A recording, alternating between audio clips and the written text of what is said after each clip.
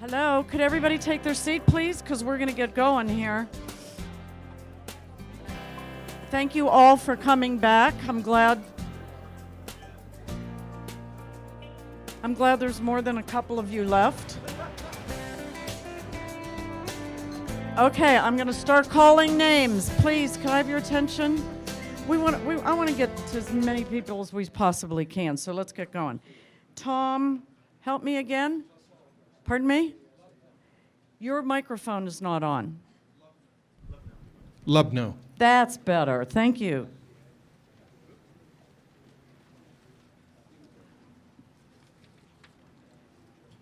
Colin Marshall, Sam Pennington, Bob LaRouche, Dawn Dilly, and Mark Englert. Ellen Johnson, to the mic on your left, please. Lou Gray, Chris Sneager, Dan, come on, Dan, help me out here. What's your last name? B. B-A. Baker. Oh, D. Yeah, okay. Don Baker, Kenneth Ferguson, and Andrew Hill. We lost two there.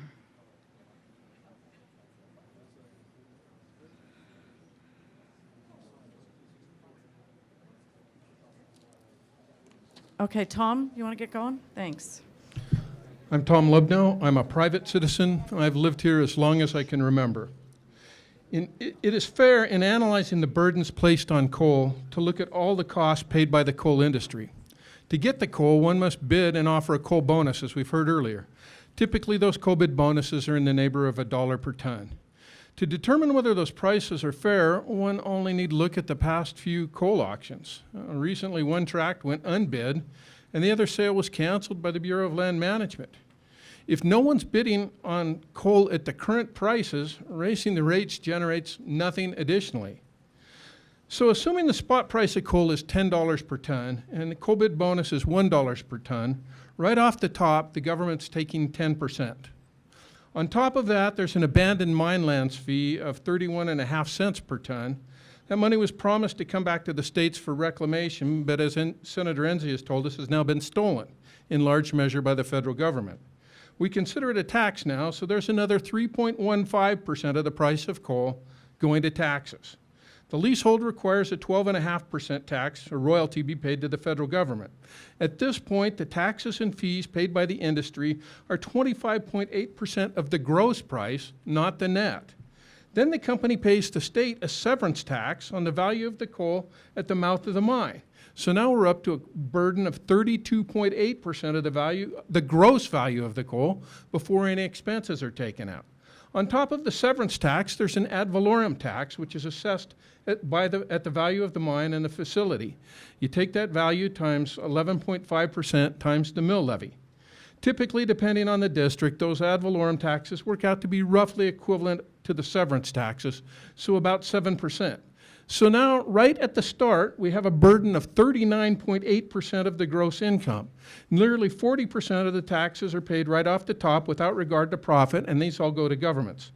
On top of all those other taxes, the industry pays 5 or 6% of the sales tax on all the equipment purchases. On top of that, when the companies do make money, they pay a 35% federal corporate income tax on any money they make. And when they declare dividends, their stockholders pay another 28% federal income tax on the dividends. Of course, these taxes and fees don't take into consideration the taxes and fees paid by the railroads and the utilities. With one coal company already in bankruptcy, two others teetering on the brink of bankruptcy, any increases will just punish a victimized industry closer to the brink. I can't think of any other time in history where the United States federal government has declared economic warfare on a state and its people. This is that time. With these hearings on increases in fees, with the new carbon regulations, with the Endangered Species Act selective enforcement, and the increased microscopic scrutiny of MSHA over the most minor infractions, it certainly looks like a war on coal, walks like a war on coal, and quacks like a war on coal. Thank you, Tom. Ellen? Good afternoon, and thank you for the opportunity to share with you some thoughts on coal. My name is Alan Johnson. I live here in Gillette, and I work as a crane operator and a mechanic for Cloud Peak Energy, one of the leading producers of low-cost thermal coal. I also have the distinct privilege of serving Governor Matt Mead and the people of our state as a member of the Wyoming State Mining Council. Some time ago, I started doing research on the amount of taxes coal mining pays and taxes renewable energy sources pay. My concern came from a conversation my wife and I were having over the dinner table. With coal companies scaling back their lease purchases, there will be less educational opportunities for our children and our grandchildren. The infrastructure that we use each day, the roads, water system upgrades, parks, and so many other resources will not be able to be funded as they are now. So I looked to renewable energy sources and what their tax structure is. I found the renewable energy sources receive tax credits and subsidies to operate. In fact, as Robert Bryce, Senior Fellow of the Manhattan Institute for Policy Research, stated in his February 2012 paper, The High Cost of Renewable Electricity Mandates, he states, the renewable industry is receiving over twice in tax credits that other energy producers are paying in taxes. In fact, where the cost for coal averages $38 per million BTUs, the same million BTUs from onshore wind power costs between $75 and $138. And for solar, any electricity generated by solar, the costs are from $242 to $455 for the same million BTUs. It appears the only way that renewable energy source can be competitive is to receive subsidies and tax credits. But the problem, as my wife and I talked about, is tax credits don't build an education program for future generations. However, taxes paid by the coal companies do. Tax credits for the renewable energy industry do not build infrastructure, they don't provide parks, recreation opportunities, or many of the other things our community enjoys. Coal mining does. With the proposed tax increase on coal, coal will no longer be competitive. I ask you to make the tax rate on the various energy sources, make it a level field to play with. Coal paying $1 billion in taxes versus renewable energy sources receiving $12 billion in subsidies and tax credits don't make a level field. Coal is paying its fair share, as evidenced by simply looking around at this beautiful library we're meeting in today. Thank you for listening to and considering my comments. Good day. Thank you, Alan. Colin? Thank you. My name is Colin Marshall. I'm proud to be the president and CEO of Cloud Peak Energy, one of the largest U.S. coal producers, which mines exclusively in Wyoming and Montana, and is headquartered here in Gillette. Almost all our coal is produced from federal leases, which is why we are very concerned about potential impacts of changing the current system. Last year, as the governor told you, we paid $354 million in taxes and royalties when our business earned a headline earnings of $78 million. In addition, we paid $69 million for federal leases. There has always been a much larger return from mining our coal for the federal and state governments than to our shareholders. In my 25 years of experience working in mines around the world, I can tell you that the taxes and royalty burden paid by miners of U.S. federal coal is the highest I have come across anywhere by a large margin. I believe the U.S. is getting a very fair return for its coal, and that any balanced review would acknowledge this. The auditing process is exhaustive, open, and transparent. The baseless accusations from opponents of coal that there are loopholes in the current system do not stand up to informed examination. As you know, coal mining is a long-term business which requires significant capital investment. To change the royalty rate or valuation methodology would undermine the regulatory basis upon which we have made large, long-term investments. Uncertainty kills business, and this proposal and others being put forward would reduce the amount of coal mined and the revenues to the U.S. government, not to mention the impact of jobs and the economy in Wyoming, where federal coal royalties provide a large part of the state's income. I would like to quickly address the bigger issue of concerns about climate change that I believe are behind the efforts to increase federal coal royalties and keep U.S. coal in the ground. Unfortunately, the current debate about climate change in the U.S. has evolved to the point where stopping coal production appears to be the #1 objective. If you're really worried about climate change, then you should be trying to reduce emissions of all climate gases as proposed by the IPCC. Climate scientists know that eliminating US coal would not fix climate change. I believe what we should be doing is using some of the $11.3 billion per year that currently subsidizes large-scale wind and solar projects to develop and commercialize carbon capture and storage. This is what the scientists at the IPCC call for in their reports, but is ignored by most groups who claim to be concerned about the climate. If the US did this, it would lead the world. If the US did this, it could lead the world along a path that could reduce emissions massively and would allow the US to have the world to have electricity. Currently, what we are doing is very expensive, and it's a dead-end path that is wasting time and money and killing the US coal industry for no good reason. I would like to thank you for holding these listening sessions and hope that we can change the debate about climate to be more productive rather than aiming at raising taxes to kill the US coal industry for no good reason. Thank you. Thank you. Lou Gray. Lou Gray from Gillette, and I have about 40 years in the mining business.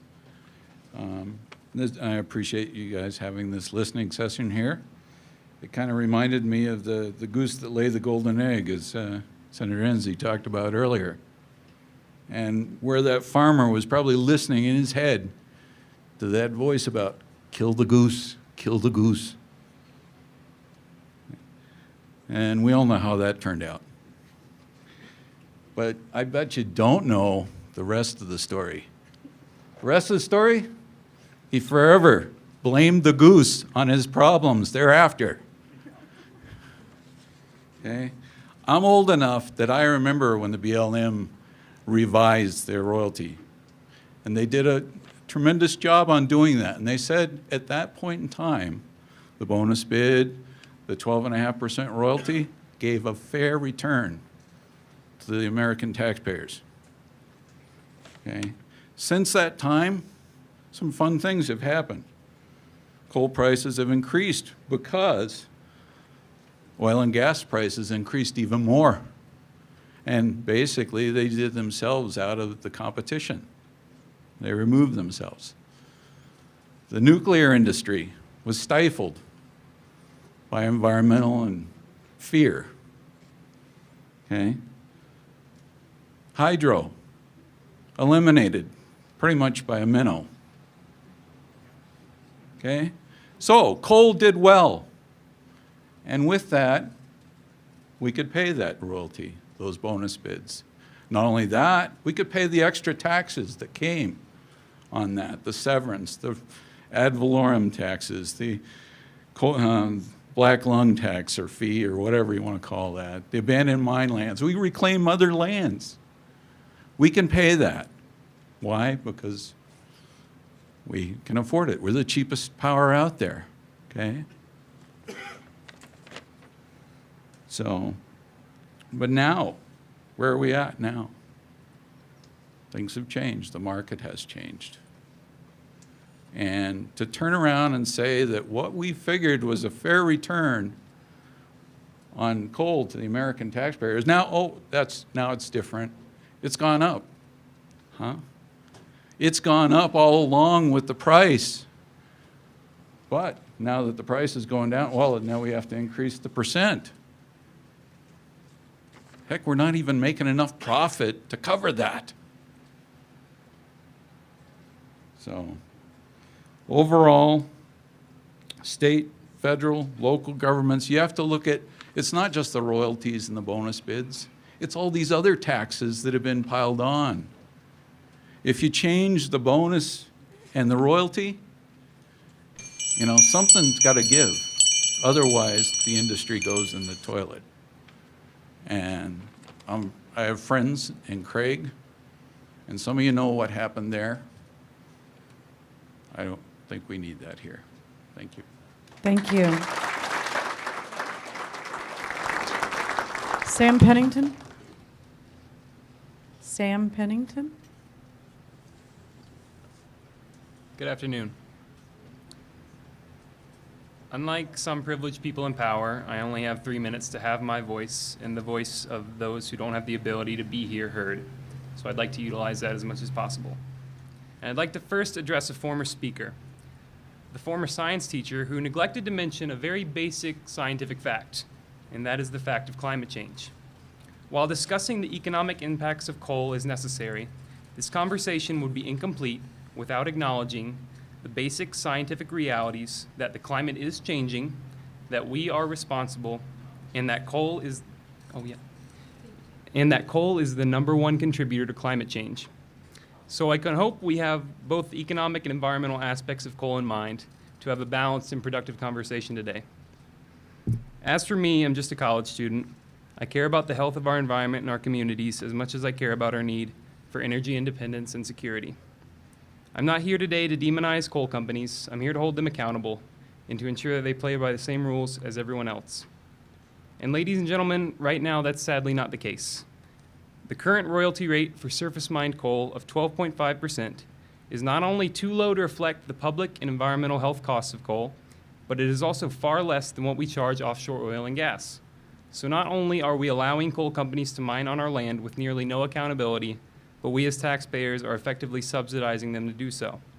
That is why I, along with many other concerned citizens, are here today to support an increase in the royalty rate for surface mined coal to 18.75%. This increase would both ensure that coal companies are paying the same rates as offshore oil and gas, as well as reflect the true environmental and public health costs of coal in our region.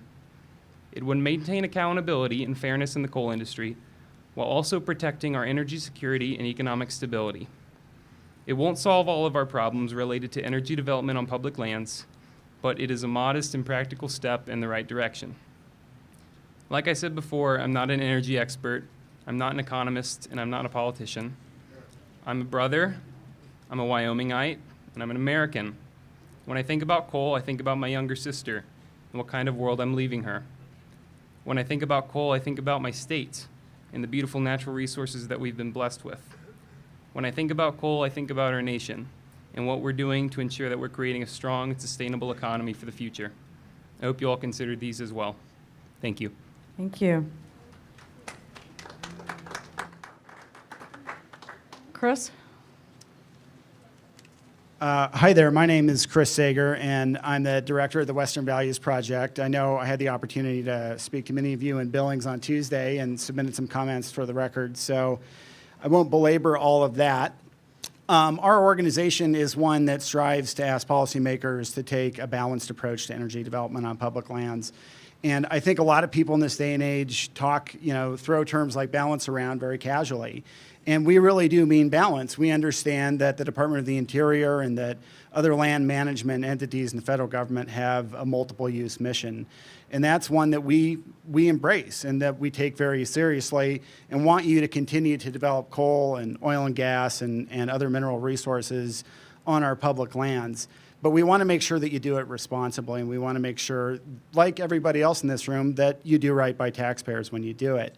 And so we're probably a little bit unusual in terms of groups that are supporting your efforts with this rule that do genuinely support the multiple use mission of your agencies and want to see you continue to extract these resources. But when we haven't taken a look at these rules and these regulations for 40 years, now is probably the time. There are a lot of companies that certainly wouldn't go 4 years without doing a standard review of their financials and their accounting practices. And to that extent, and to the extent that you're trying to do this in a way that's transparent and in a way that's honest to taxpayers, we applaud those efforts, and we hope you continue down that path. I know a lot of folks here today on both sides of this issue have talked about what the true intent of this rule is. And we genuinely do hope that the true intent of this rule is accountability to taxpayers, because it doesn't matter what branch of the federal government or any other government you work for, it ought to be your first priority to make sure that you're living up to the promises that you make, whether you're a political appointee or a career staffer, to the people who pay your salary every day. And from our point of view, there is definitely a lot to like in this rule and a lot that will help you live up to this promise. There's been a study that's been cited by people on both sides of this debate from Headwaters Economics that we believe demonstrates that there would be little to no impact to the price of coal and to the production of coal.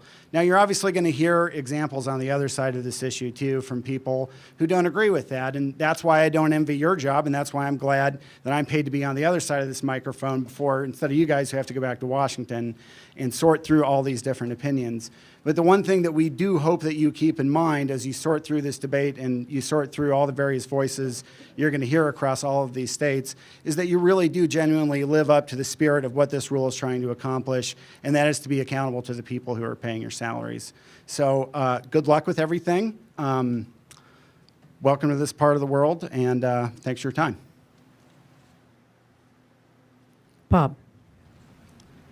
Afternoon. I'm Bob Laresh, a board member of the Powder River Basin Resource Council and chair of the Western Organization of Resource Council out of Billings.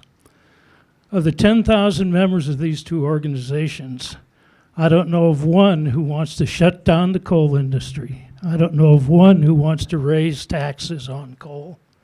I don't know of one who wants to deprive anyone of electricity or of a job. But I do know that Interior's current management of the Powder River Basin coal can be improved. Now, I'm an old man.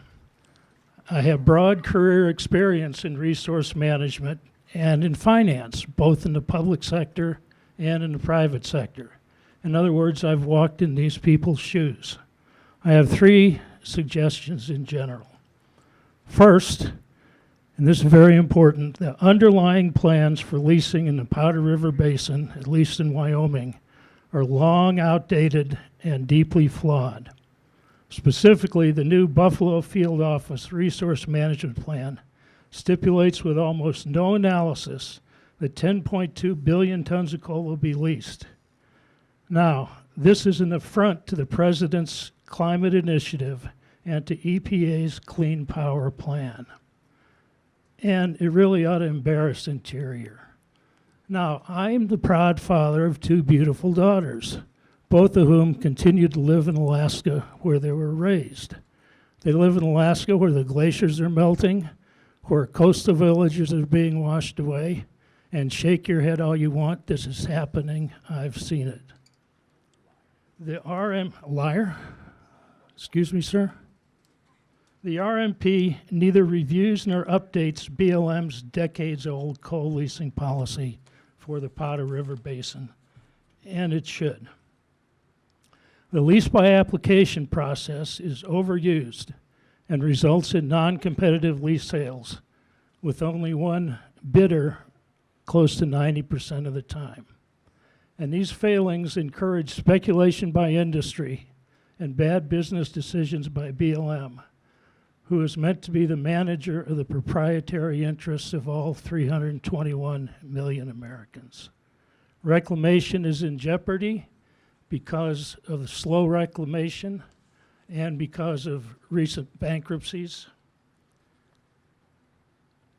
And Interior needs to be very aggressive in the bankruptcy court to be sure that some of the assets available for unsecured creditors are used to keep reclamation going. Thank you. Thank you.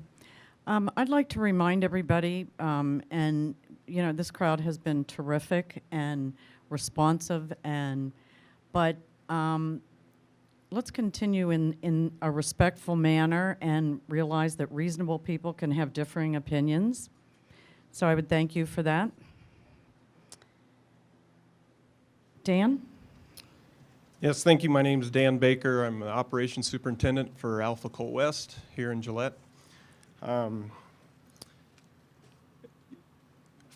I'm somebody that sits down and goes through and works on budgets for these coal mines and is involved in putting them together. And when you sit down at the table and you're trying to pinch pennies and stuff so that you survive, and you look at your financials and already 40% of your costs cannot be affected. It makes it very, very difficult already. And what you're proposing increases that percentage, okay? I, like Kirby, get to follow a couple people that I strongly disagree with. And you opened up this session wanting to be open and honest about what we're here to talk about. And are we here to talk about fair market value for the coal, or do you guys have a different agenda of what you're trying to do with the coal? I don't think it's about the fair market value.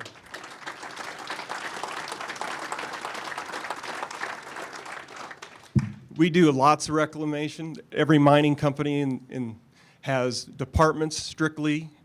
It's their job to make sure that we reclaim right. Me being an operations guy, I don't always like being told what I got to do. But we do it anyway, and we're glad, and that's why we have them. You go out and look at all the mines we reclaim. We reclaim as much land as we disturb on a yearly basis. And there's rules and regulations associated with that to ensure that we do that. And we are good citizens.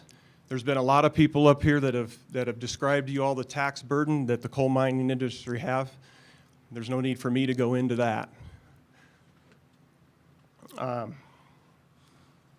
guess the last thing I want to talk about is earlier I wasn't prepared to talk today, but here I am.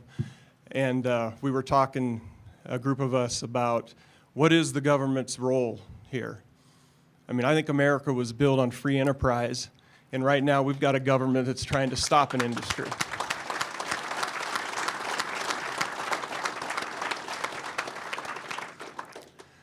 The automobile industry got bailed out. Maybe this administration ought to take a look at that in the coal industry. That was mentioned. We've got a real estate mogul right now that has a bad hairdo that's leading in the polls because his comment was, we have stupid people making stupid laws in Washington. I think he's hit a nerve. Now, I won't go that far. I think we have smart people in Washington, but we are making stupid policies. So let's get together and try to support the coal industry. We do pay our fair share, and we pay our good market value for what we do. Thank you. Thank you.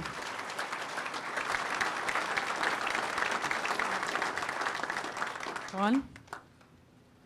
Don Dilly, Business Manager, Campbell County School District.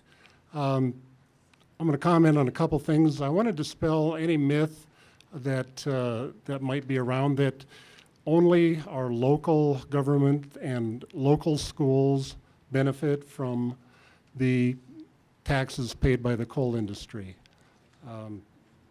Wyoming has established a basket of educational goods and services which every student in this state is entitled to, regardless of the local wealth of the school district.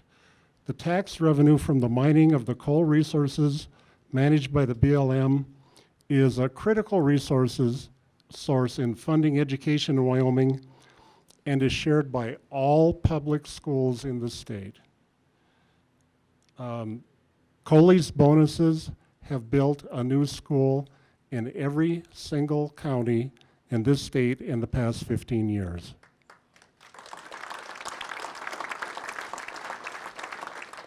Coal mines contribute $1 billion annually to the state and local governments. If royalty rates are set so high as to make mining cost prohibitive, the loss to the state and local economies of Wyoming would be enormous. The other issue I want to speak to is a statement in the letter that asked for comment. Said the BLM is charged with ensuring that these public resources are managed responsibly and provide a fair return to the American taxpayer. The first thing I thought of is that citizens throughout many regions of the U.S. realize a great benefit from the coal resources managed by the BLM.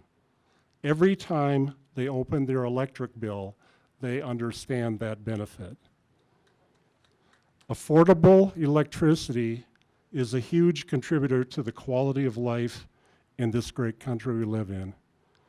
The electricity generated by the coal resources managed by the BLM are critical to many who would not have affordable electricity without this resource. The poorest people among us the poorest Americans, see a much greater benefit than any other group from low-priced electricity. Royalty rates on the coal resources managed by the BLM, if set too high to make extraction of this resource viable, would hurt those most who live in poverty, especially the youngest and the elderly. In the school business, we care about kids, but those who live in poverty are of the greatest concern. The continued availability of affordable electricity to 60 million Americans could be jeopardized if this royalty rate setting process is mishandled. Thank you. Thank you. Kenneth? Yes, my name's Ken Ferguson. I'm General Manager for Alpha Coal West.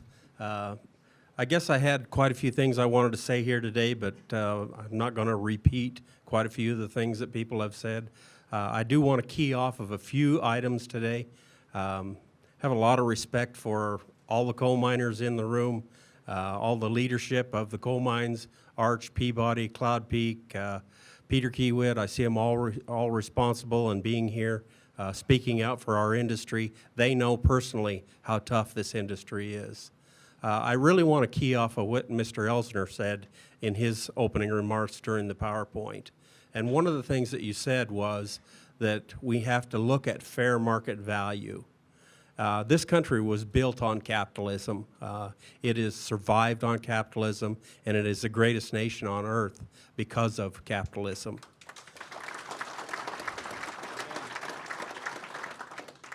If you raise the prices on something that is the base product of an industry, it will kill that industry. I know personally what a small margin there is, if any. As you heard all of the reports on the losses, the billion-dollar losses or the hundreds of million-dollar losses, the things that my company is going through, we are driven to the brink of destruction. There is a lot of coal here. It is a God-given resource, and we believe in taking care of that resource. We believe in reclaiming the land, taking care of the land. We just ask to have a fair shake, and fair market value is what we're asking for. And I'm going to leave my last minute on the table so other people can speak. Thank you for your time. Thank you. Mark? Thank you very much. My name is Mark Englert. I'm the Vice President and CEO of Gillette College. Gillette College is a small rural community college here with about a $10 million budget. And that $10 million, a good portion of it comes from the state of Wyoming via the mining industry. And a good portion of it comes from Campbell County via the mining industry. With that $10 million, we serve approximately 2,500 students annually. And of those 2,500 students, many of them take advantage of scholarships and grants provided by the mining industry, work on equipment and in laboratories that are supported with the mining industry, and ultimately get jobs in our community that are driven and supported by the energy industry. And when we look at the impact of that $10 million on our local economy, we realize that as a result of educational attainment, our students, when they acquire jobs, give back to the community about $74 million a year. That's a significant impact. When you look at the state of Wyoming and look at the studies that exist out there, we know that approximately 62% of the jobs in the next decade are going to require some education post-secondary. We know that currently 34% of the working population has the skill set. There's a gap, 28% of people that we have to educate to take on new jobs that are coming our way. And that means exercising relationships and partnerships. That means utilizing the good support of the mining industry, the mineral industry. And that means providing good jobs. We take our job very seriously. It's an obligation and responsibility that we have. We are right now considering a STEM building, science, technology, engineering, mathematics. And it's important because, quite honestly, I'm appalled at the politicization of science. And we see it all the time. And we were challenged once as a country to put the first man on the moon. And we did that with intellectual capital and resources and capitalizing on the resources that we have. And we need an administration with a backbone that's going to say, yes, let's capitalize on what our intellectual capital is and utilize those resources that we can do to make a strong America. Thank you.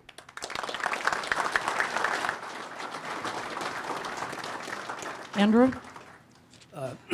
Good afternoon. My name is Andrew Hill. I'm an attorney and legal fellow with Wild Earth Guardians. I want to thank you for the opportunity of letting me speak here. I know it's a really touchy but very important issue, and I think it's really good that we're all here trying to have an honest conversation. The fact that we're all here is a testament to Secretary Jewell and the Interior's refreshing acknowledgement that there is a pressing but overdue need for a bold change in the federal coal program. And I applaud Interior and Secretary Jewell for opening up that dialogue and beginning the change and acknowledging there's a need for a very hard look at climate change and the coal industry's role in climate change. Climate change is rightly considered worldwide as one of the leading crises facing both my and future generation. Direct effects include rising sea levels, extreme weather, drought, famine, and the Pentagon has rightly said that it is one of the most important crises facing our national security. The economic output that we would have to lose putting into the steps that it would take to fight climate change are, as the Senator noted earlier, very important, noting the precarious nature of the economy and how important those 1% up and down, how that works. But if we're going to address climate change, as I think this panel is here to do, we have to go beyond simply talking about it and beyond talks about rate increases. We need to talk about a shift to keeping coal in the ground. Most recently, modest scientific estimates put to curb climate change right now, 95% of coal needs to be kept in the ground. This is going to take bold, honest, responsible action, not only from the American public, but from the Department of Interior. And this shouldn't have to come at the cost of local communities like Gillette. We're all here as a testament to the importance of the Interior's role in this industry and the important role that regulations and policies enacted can play in shaping new, meaningful change. So I'd like to thank everyone for opening up this discussion and acknowledge that the threat of climate change is real, and enacting and talking about climate change without honestly considering where carbon comes from is not giving a good hard look, and it belies the ingenuity of our citizenry, threatens the safety of our children and our future generations. Thank you. Thank you. Okay, next group to the middle microphone, please. Jeremy, Noreen, Heidi. I don't know if Eric is back yet. Eric, did you get back? Okay. Scott and Tony. That's all to the middle microphone, please. And to the left microphone, Angela, Jay, Mickey, Richard, Bill, and Roy. Want me to repeat that one?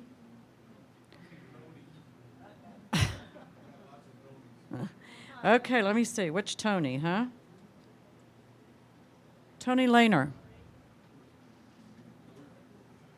Anybody else have a question?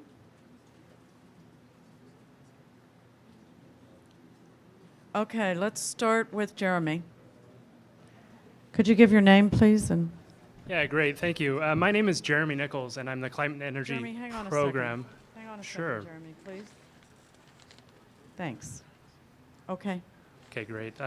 My name is Jeremy Nichols, and I'm the Climate and Energy Program Director for Wild Earth Guardians. And you heard from my colleague earlier, and I'm here to kind of add to what he had to say. We appreciate the Interior Department's willingness to engage in an honest conversation with the American public on how to reform the way our publicly owned coal is managed. It's not an easy conversation to have. We acknowledge that, but given the stakes, it's one that we must embrace. And it's those stakes that I'd like to discuss today. And I'd like to start by acknowledging the sentiment in today's room and say that we agree that the future of communities like Gillette and the jobs that coal mining provides needs to be a paramount consideration for the Interior Department. But we also have to be honest with ourselves that the future of coal is bleak. The reason is because of climate change. We can't keep mining and burning coal and have any chance of meaningfully reducing carbon emissions and combating climate change. The reality is we have to move beyond coal, and that means we have to keep it in the ground. But that doesn't mean communities should be left in the lurch and workers put on the street. I really have to emphasize that. That would be horrible if we as a nation allowed that to happen. That's why Interior needs to step up and help lead communities to make a transition away from coal and toward sustainable and prosperous communities. Interior has the resources, the expertise, and frankly, the moral duty to lead here. I know that many don't like to hear this. I'm hearing it. I'll be around afterward if people want to share more thoughts. The only thing I can say is that it's not going to get any easier. The costs of carbon emissions continue to rise, putting our economies everywhere at great risk. And with efforts to reduce carbon emissions gaining momentum, it's really not a matter of if, but when a transition away from coal is to happen. I'll be totally honest that we'd like to see it happen sooner rather than later. That does mean that the federal coal program has to wind down. But we need to be careful and deliberate as we make that happen. And we've called upon the Interior Department to adhere to 5 key milestones, embrace them to help make that transition happen and help communities. First, stop leasing more coal. Second, retire non-producing leases. Third, recover carbon costs from coal that is currently mined. Fourth, come clean with the American public. Be transparent around the greenhouse gas emissions that are linked to publicly owned coal and the costs that those take on our society. And then fifth, Interior does need to help communities. And again, I want to emphasize that we can't leave people hanging. Coal is going to go away, but that doesn't mean the Interior Department should turn its back on this reality. We do feel that by heeding these 5 milestones, we can ensure companies producing from existing leases will be able to continue mining, jobs and communities will stay intact, our electricity supply will not be disrupted, and carbon emissions linked to publicly owned coal will be meaningfully reduced. Yeah. And the coal is kept in the ground, ultimately. Interior needs to honestly acknowledge this reality and reform our coal program accordingly. I appreciate your time, and thank you. Thank you. Angela. Hi, my name's Angela Fox. I'm the CEO for the Buffalo Chamber of Commerce, but foremost, I'm here as the State Chamber Partnership or State Chamber of Commerce President. I'm here speaking on behalf of our businesses statewide. I have 312 back home and over 10,000 businesses strong here in the state of Wyoming. Our mission of the Wyoming State Chamber of Commerce is to build business in Wyoming through advocacy, education, and communication. It is our job to work together to attract, retain, and promote business, encourage a strong economy, and support our quality of life through sound business practices. I'm kind of had a whole speech prepared and listening to all of these, and you've heard lots of the numbers and a lot of the things that they're discussing. What you're not hearing today is that this isn't really, obviously, about money, which we're supposed to be talking about. This is about the increases and about money, okay? And these increases in money are going to affect our businesses in the long run, okay? And we're not just talking about our coal mines. I'm talking about every mom and pop joint. I'm talking about every business that I'm standing here representing. We're talking about the cost of effectiveness that's going to roll down the hill to them in the long run. Cost of power is going to go up. We're going to have a loss of the income from all of these businesses because you heard from it earlier, there's a printing business, there are supply companies. These people are going to go under just as much.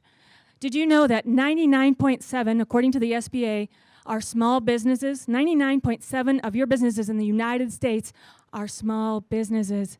You're going to put those people in the ground. only because we can't all work together. Increasing these prices are going to roll downhill. We all know that. The energy companies cannot extend us a small cost. It goes into the cost of goods. It goes into the cost of your lunch and your sandwich when you go into a restaurant. It's in the cost of your printing when you go to your printing. Energy costs go up, our costs go up, and those people who lose their jobs, it rolls downhill. And it makes much more sense to make more sound business choices based on that. We don't increase our costs so we can make more money and push it downhill to the small man on the bottom of the hill. You're going to put a lot of people out of business, as well as you have to start thinking about our aging population. The aging population are not going to be able to afford the outrageous rates that we're going to have come long term. We have to start thinking about everything on a whole. This is about money. This is about business, and we have to start making business decisions. And the government needs to run this as a business and not base it on emotion and base it on emissions and whatever else people want to make up of those decisions. This is about money and sound business practices, and we need to stand here and discuss that today. Thank you. Thank you. Thank you. Noreen? Thank you. I'm Representative Noreen Kasperik, and I represent Gillette in Campbell County, and I think we're here to talk about the increased financial burden on our coal companies, not some agency's agenda on keeping coal in the ground. So I'd like to do that. Thank you for taking comments today, and welcome from all of us from the heart of coal. The proposed rule change by the Department of Interior is a classic bait-and-switch plan designed to curtail energy production rather than benefit taxpayers. Energy producers are paying their fair share to taxpayers and should not have their taxes, royalties, and leases raised. Those opposed to energy development want taxpayers to receive no benefit from America's resources. The proposed rule change would undo the current valuation of coal and replace it with a complex system designed to punish coal producers with higher costs and significant uncertainty. This proposed rule is not about maximizing revenue for taxpayers. It's about cutting off production of the federal coal from Wyoming and other states. The current system provides stable and very significant tax and royalty revenue. In Wyoming, companies pay to lease federal coal, pay royalties on that coal when it's produced, federal income taxes on any profit, as well as severance taxes, ad valorem taxes, sales taxes, and other fees. Federal, state, and local governments receive over $1 billion a year from coal production in Wyoming alone. Wyoming produces approximately 40% of America's coal, much of which is federally leased.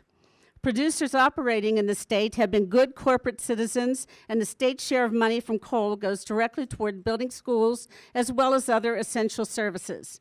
All counties in the state are beneficiaries, and claim that the taxpayers are in any way shortchanged is misleading at best. In addition, much of the rest of the country benefits from affordable, reliable electricity made possible by Wyoming coal. We are proud of our incredible resources and are utilizing them responsibly.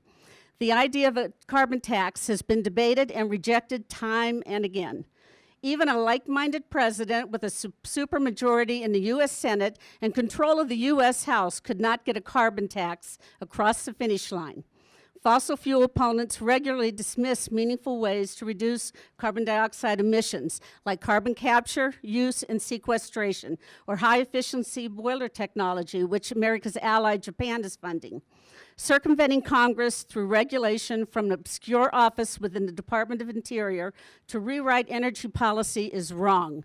There is no evidence whatsoever to support claims that the current rules for royalty valuation don't work, or that the American people are not getting their fair value from current royalties on coal.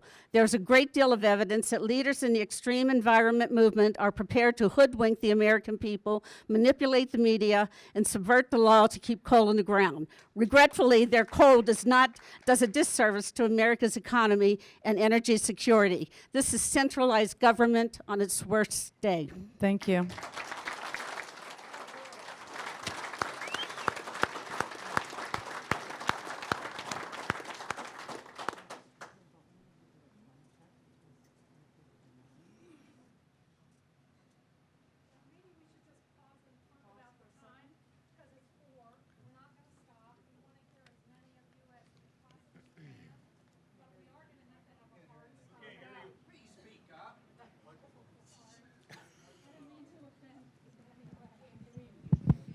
I think what she said is your.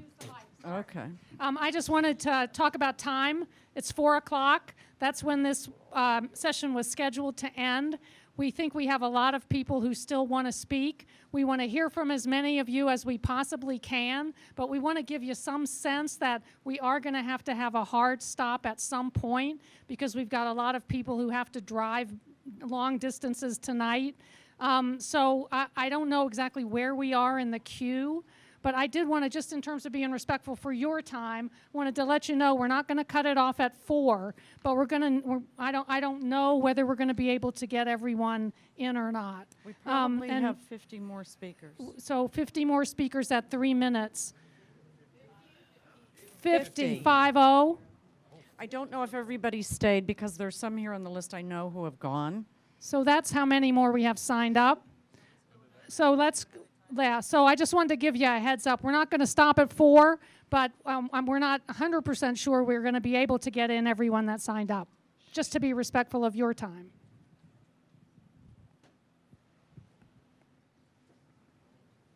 Jay. Yes, ma'am. Thank you for coming. Enjoy Wyoming. It's a beautiful state. I'm originally from New Orleans, Louisiana, so no one has spoken about transplants that come here from other places for jobs, good jobs. And my knowledge about coal was what a lot of people's knowledge is of coal. It's West Virginia, it's underground mining, it's guys with dirt on their face. Here in the Powder River Basin, we don't do that. We have very clean operations, and anybody from the Sierra Club, have you ever been to our reclamation and seen it? It's amazing to me coming from a flatland with a lot of mosquitoes to see what is done after we reclaim land here. It's gorgeous. I drive a haul truck, and there's so many animals sometimes I'm worried I'm going to hit them because there's antelope and there's these mini rabbits and so forth. It's a beautiful thing that's going on here. I can tell you everyone in Louisiana is naive about coal. They don't even think about it. So what I'm talking about is ignorance is bliss. And that's the problem with some of these people that are with the Sierra Club. It's ignorance. And so I'm not trying to talk bad about them. I'm just saying they need to really educate themselves and stop reading their websites and all that type of stuff. We had a great president in this country. His name was Ronald Reagan. I was the first one to vote for him. And he solved problems. He told the truth. We've forgotten what a great president is because it's been downhill since him, quite frankly. What I'd like to do is plant a seed here, not only to share with you guys, but that we need to speak up. I'm in Louisiana, and I don't hear about coal. I don't hear about this greatness that is coal in this country, that 40%, the cheapness of the greatness of this nation that has come from coal, the history of coal. We need to set a plant like T. Boone Pickens did with gas. I thought he was running for president because he talked about gas so much. We need somebody like that. We need to go out and educate this country because more than half of us are not ignorant. We're not. We need to be educated. So what I came here to say is I got educated here because I was here. I came here for my kids because they moved here, so I came after them.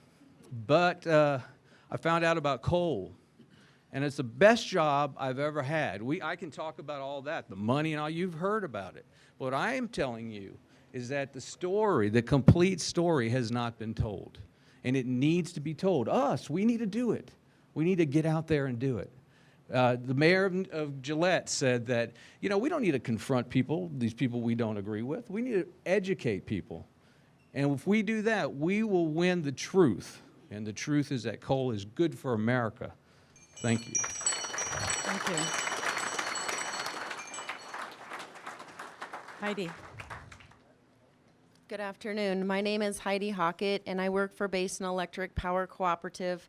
I'm at the Dry Fork Station power plant. On behalf of Basin Electric, I would like to express our support for reform of the federal coal program. Basin Electric is a member-owned wholesale generation and transmission cooperative. We serve almost 3 million consumers and 138 electric cooperatives across 9 states. Roughly 55% of Basin's electric generation comes from coal, both in North Dakota and from our Wyoming Powder River Basin. We commend the BLM for holding these sessions and urge you to carefully consider reforms to ensure coal suppliers can effectively lease and utilize federal coal while providing a fair return to the taxpayer. The current leasing process serves as a barrier to producing federal coal.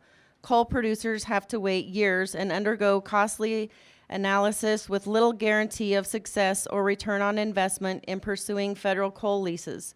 Businesses need certainty that they'll be able to access federal coal tracts in a timely and economic manner that works in concert with the development of non-federal coal resources.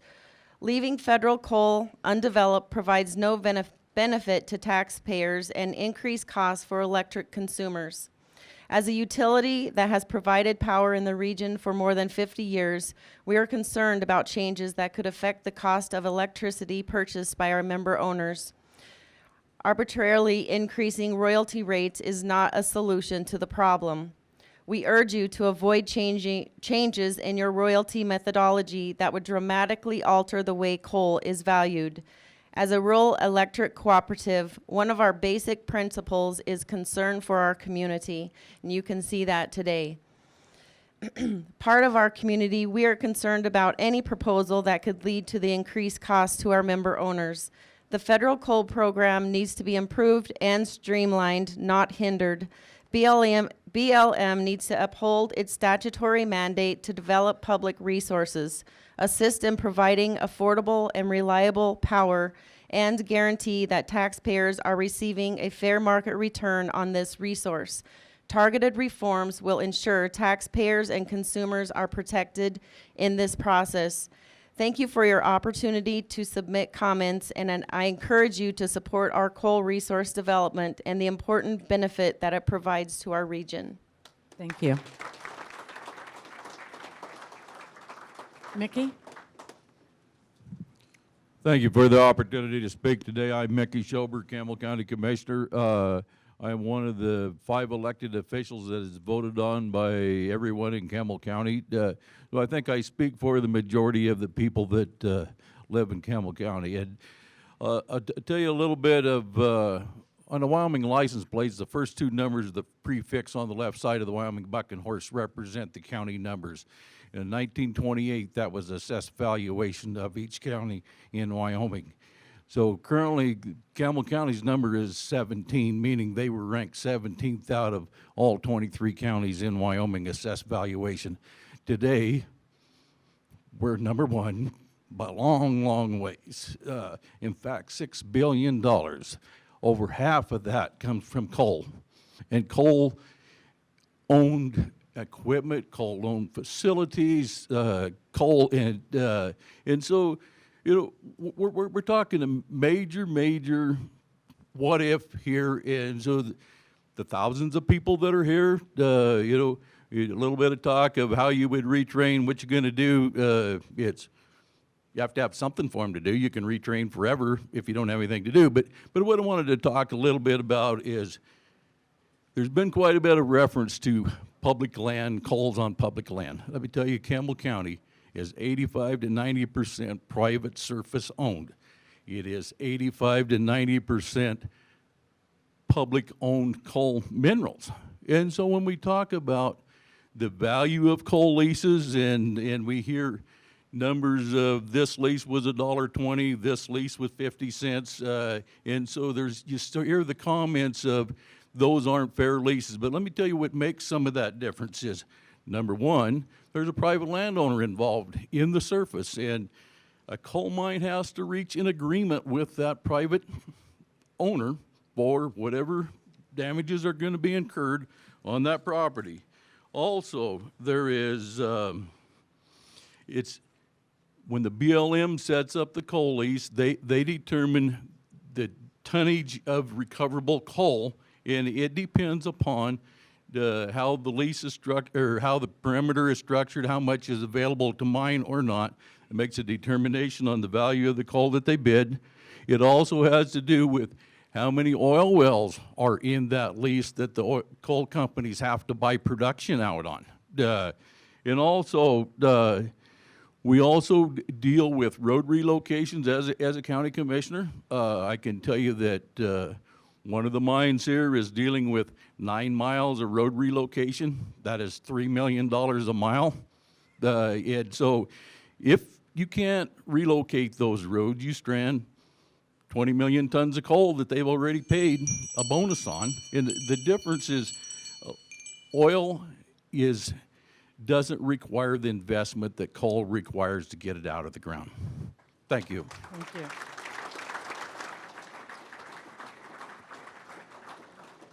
Eric? Hi, good afternoon. My name is Eric Perez. I'm with the Wyoming Sportsman's Group. I just wanted to say thank you for extending your time. I represent about 500 members of northeastern Wyoming. In our community, we know how important coal mining is to our family, our friends, and our country. Our Wyoming Sportsman's Group was founded by members involved in the mining industry. Our group's main goal is the conservation of our natural resources of fish and wildlife. If we did not believe our mines were doing their job, we would not be here supporting them today.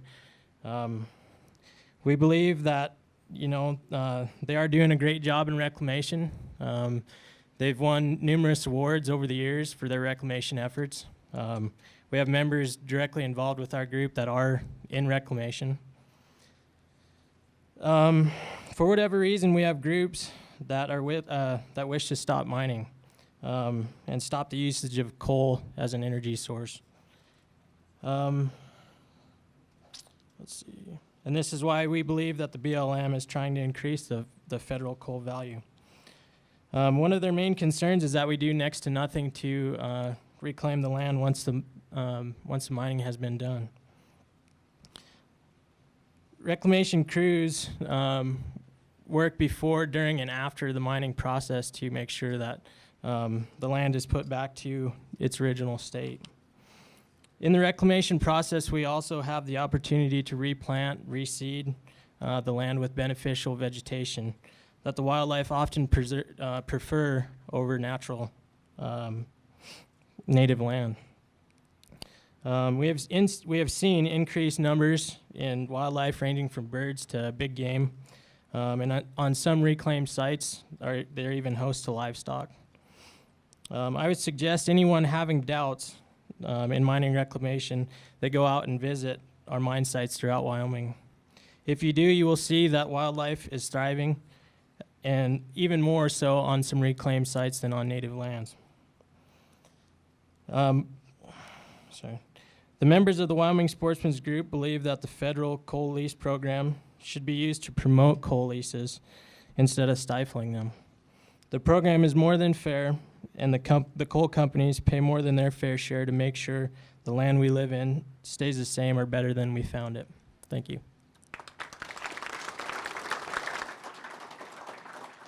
Richard? Hello, thank you. I'm glad that I was able to be here today, and thank you for the invitation to speak. I'm Richard Ladwig. I'm the president of the Wyoming County Commissioners Association, and I'm the chairman of the commission in my home county of Niobrara.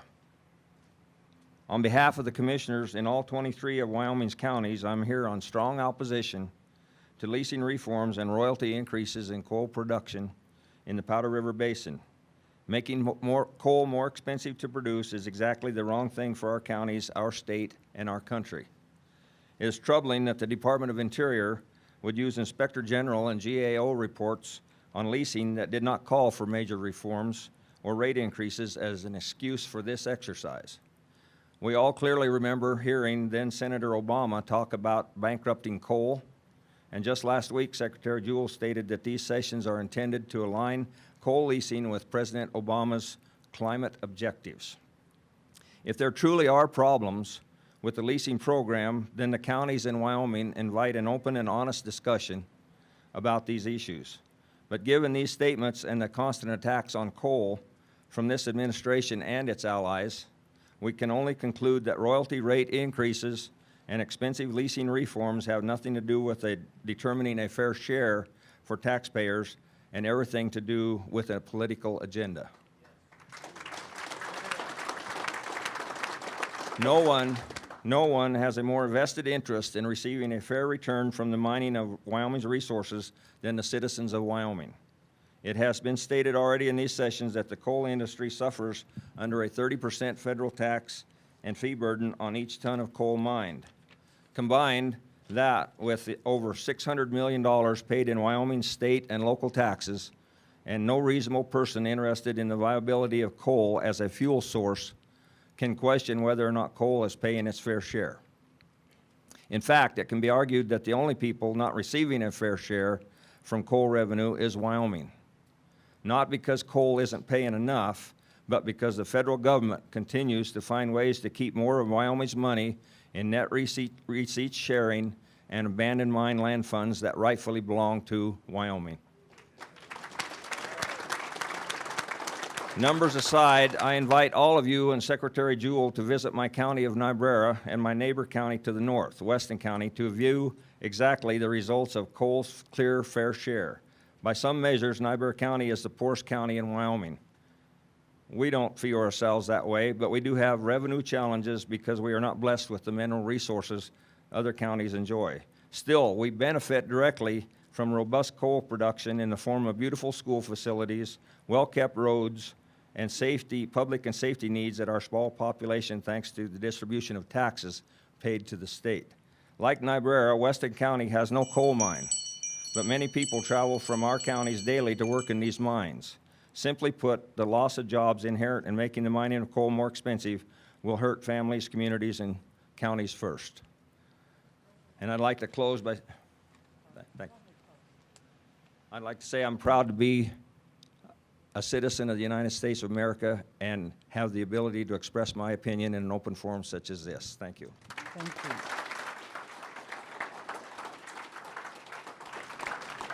Scott?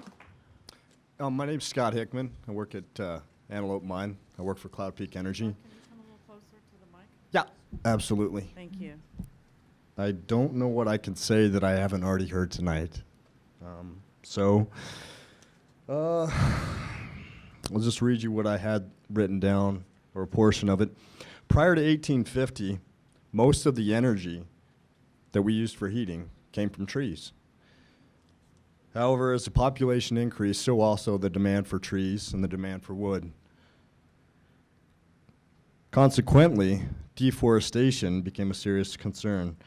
Contrast that with the use of coal today, which is primarily used for electricity, and it serves more purposes far beyond just heating your home. Unlike its predecessor, coal mining does not require cutting down trees. In fact, after the coal is recovered, the reclamation process ensures the land is returned to a condition that is better than it was prior to reclaiming the coal. Here's another interesting fact. Did you know that for the same volume of wood versus the same volume of coal, wood actually burns more carbon dioxide? Recently, the coal industry has come under fire for its methods and contributions to carbon dioxide in the atmosphere. Over 200 power plants have either shut down completely or switched to natural gas. According to the Institute of Energy Research, more than 72 gigawatts of electrical generating capacity have already or are now set to retire because of the EPA's regulations. To put 72 gigawatts in perspective, that is enough electricity to reliably power 44.7 million homes. That is, or every home in every state west of the Mississippi, excluding Texas. Over 94% of all these retirements will come from generating units at coal-fired plants, reducing over 1/5 of the U.S.'s coal-fired generating capacity. I'm not going to read any more, but I do want to say I appreciate the fortitude that the other members who are on the opposing side of coal. I respect that. That's what America's built on. We're built on an opportunity to debate and have an open forum to discuss both sides and figure out what's best for our country. So I appreciate that. And while you may disagree with them, I think it's important to respect them. Thank you for your time. Thank you. Bill? Good morning, and thank you, or I guess it's afternoon now. Wow, It's we've been in here a evening while. almost. My name is Bill Novotny. I'm a Johnson County Commissioner. We're the county immediately to the west of this area.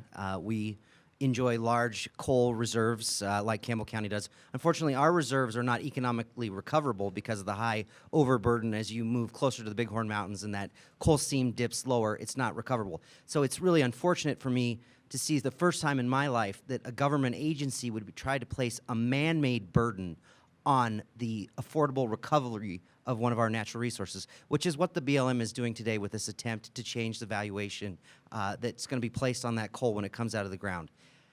Many of my constituents drive between 100 and some even more miles one way to come to Campbell County to work. They do that for a high-paying job that's more than available in our county. My citizens and their children enjoy brand new schools that were built with that coal lease bonus money, state-of-the-art facilities that are going to make the next doctors, lawyers, and scientists that are going to lead us into the 21st century find that technology that's going to enable us to capture carbon. But the bottom line, this is a misplaced effort by the BLM to impose a radical environmental agenda focused on destroying the carbon industry in the United States. This is all about the war on coal, this is about global warming, and this is wrong. I ask you to please return to Washington, turn the light switch on in your office that's powered by coal, fire up that computer that is run by electricity generated by coal, hit delete on this proposal. If you've got a paper copy of it, throw it in that shredder that is going to be powered by coal. This is the wrong move. You're destroying a way of life. You're destroying an economy.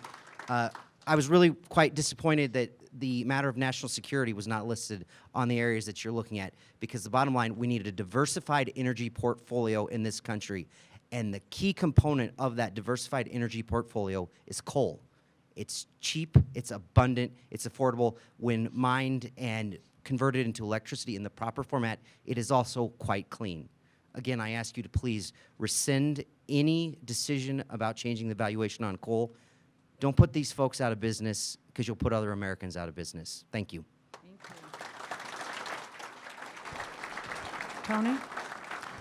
Thank you very much. I'm Tony Lehner. I'm a Converse County Commissioner just to the south and east of Campbell County, and we too are blessed with much of the natural resources that are available in the state of Wyoming and the entire world, actually. So we have a lot to do with the coal industry, and certainly we have a power plant in Converse County as well. And I just would like to mention that I do feel a whole lot better knowing that the Department of the Interior and the federal government will take care of us if the coal industry goes in the tank. So thank you very much for taking care of all of us. I know that that's reassuring that you're going to be able to do that. But that aside, and I say that in jest, Campbell County has been a great neighbor of Converse County, and certainly like the commissioner from Johnson County, we have many, many workers who travel from Douglas and Glen Rock all the way to the coal fields here in Campbell County, as well as our own coal mine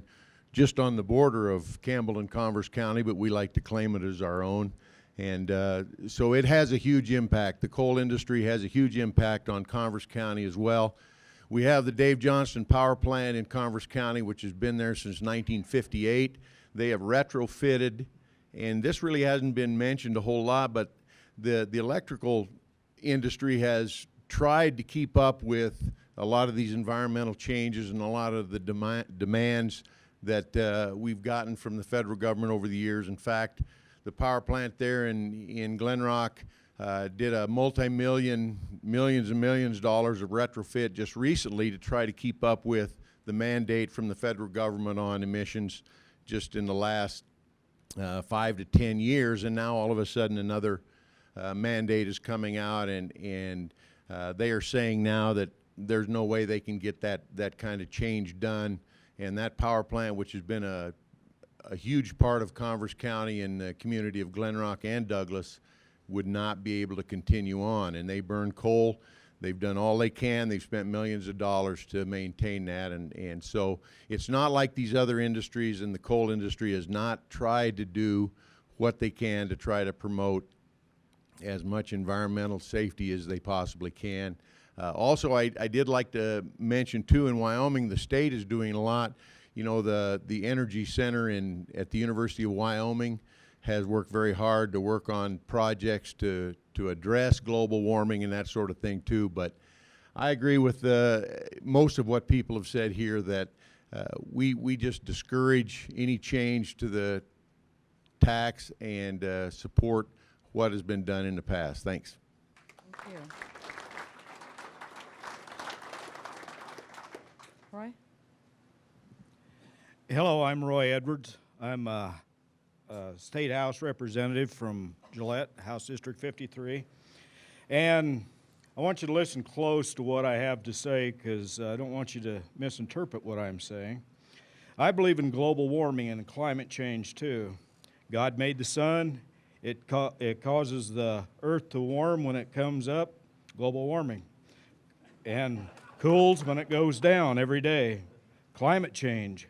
God made winter, spring, summer, and fall, depending on where you live on this earth, on how much of each season you get. This climate change, God is still in control. You have not removed him. This administration has worked hard to destroy this great nation that God gave us. At every turn, you are working to destroy this country, this state, and this county. The unemployment in this country, if truth was known, is approximately 20%. You add all those that aren't looking for jobs in there. You are trying to kill the mining industry, not just it, but natural gas and all of the mineral industry included, causing more people to be out of work and causing electricity at everything else in this country to rise drastically, breaking all in the country of this, of this country that is in it. Green energy will not work. I was raised on a ranch that had wind generation power in it. And with that generation of wind power, we had electricity very few times, but we did have batteries, so we could use it at night. The wind generation and the sun-generated electricity, where are the batteries to store the electricity? When the sun goes down and when the wind quits blowing, it's going to be the coal industry that will be there to keep the lights on. All of you have become accustomed to having the lights that you use. In summing up what I am telling you, the U.S. Congress should do its job and stop this runaway agency and the wannabe dictator of this country. Until the U.S. Congress gets the guts and the backbone, I would ask that the states, that they would stand up together and nullify the destroying rules and executive orders that this administration is perpetuating on this United States of America. God gave it, and I would like to keep it this way, the way it is today, without you trying to make us into a communist country. If we had the lands and the minerals that are in this country under state control, we would be much better off than we are today. Thank you. Thank you.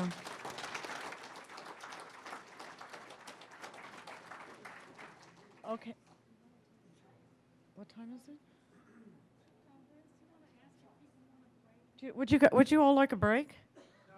No. No. Okay then. That was loud and clear. Does anybody else have an opinion? Okay, off we go. Rusty, we're going to the middle here. Lisa, John, Morgan. Which John? F-A-F-O-U-T-A-K-I-S. Would you like to say that for me? Fafutakis. Okay, thank you. Okay, so at this one we have, did I say Rob Hendry? I said Rob, yeah? I did not. Are you Rob? Okay. You're supposed to be over.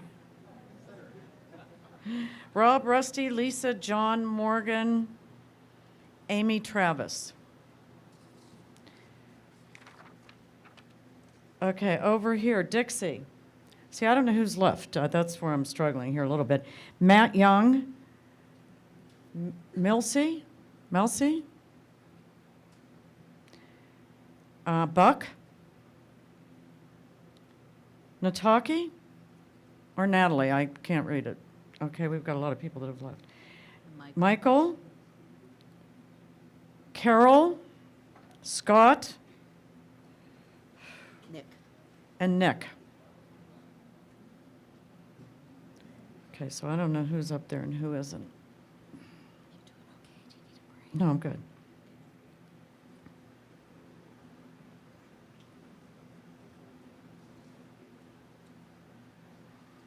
Okay, let's start with this side. Let's start with Rob. Thank you. My name is Rob Hendry. I'm the Wyoming County Commissioners Association Vice President. I'm a county commissioner in Natrona County, a rancher, an energy dirt contractor, and a third-generation Wyoming resident. Let there be no mistake, this is a war on coal and energy. Coal is vitally important to Wyoming's economy. Millions of dollars for schools and roads and government. Jobs, not only here, but all over the United States. Government says it wants a fair rate. Coal makes this country run. That's their fair rate. Low-cost energy has made possible the age of technology. We Google, we email, we text, we tweet, we Skype. We are energy dependent. We're addicted to energy. When you travel out here, how many power cords do you plug into the wall? When we go on vacation, a family of 4, you've got 4 of these things to plug in the wall, and if their kids in the back seat aren't texting on them, they're playing games on them. We are addicted to it. 50% or just a little less of the energy comes from coal. 70% comes from fossil fuels, or just under that. If you cut that out, we become a third world nation. The BLM process has always been to account for the socioeconomics of any action it does. I would say that is not taking account for these proposed changes. There's 3 bankruptcies in the coal industry up here, or just about to be. You can't lease the coal that you've got to lease. It isn't a rosy picture. 2 weeks ago, Jerry Abramson, the Deputy Assistant to the President in Charlotte, North Carolina, said just 2 weeks ago that he believed that decisions made close to the ground are the best ones. Well, all evidence to the contrary. This administration if this administration is so concerned about global warming, it should invest in technology. It should invest in research to come up with solutions that work instead of killing American industry. Too big to fail was a comment about the auto industry. I'm not sure, but what government might be too big to fix. Thank you. Thank you. Dixie, yes? Yeah. Okay. Good afternoon. My name is Dixie Johnson. I'm the CEO of the Sheridan County Chamber of Commerce. Sheridan, Wyoming is located about 100 miles to the west, a little bit north. One of our largest employers in the Sheridan area is Cloud Peak Energy, and also our Decker Mine, are 2 of our largest employers. The Sheridan County Chamber of Commerce is a proactive voice of business. We work for the promotion, protection, and the prosperity of our members, but also our community. We have over 625 members, which we represent over 10,000 jobs, and those are our members. But again, it's about the community, not just our members. 2 of our largest employers are the coal mines, as I have said before. And those coal mines are located just over the state line into Montana. However, 99.9% of the workforce live and reside in Sheridan County. Those coal mines are invested in the safety, in technology, in their employees, and in our communities. They mine Powder River Basin coal, which is already amongst the cleanest coal in the world. It's time for the government to end their war on coal. And an increase in royalties and leasing costs is just one more tactic this administration is using in that war. At a time when coal prices are already low, we need to think about the thousands of jobs, which equates to thousands of people, that could be adversely affected. Royalty rates are already above market. Increased rates will reduce production and lead to lost jobs. It's that simple. Yes, there'll be coal jobs amongst them, but there are also going to be jobs in our educational system, jobs in our other small businesses, jobs in our schools because of the ripple effect. On behalf of our community, we 100% oppose any increase in royalties and leasing costs. Thank you.